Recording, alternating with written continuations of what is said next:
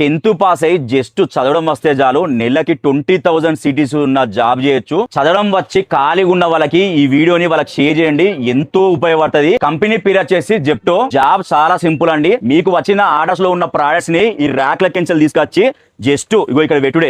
Ladies and gents కి ఇద్దరికి openings ఉన్నాయి. ఏజ్ లిమిట్ వచ్చేసి 18 to 30 years. మొత్తం 3 షిఫ్ట్లు ఉన్నాయి.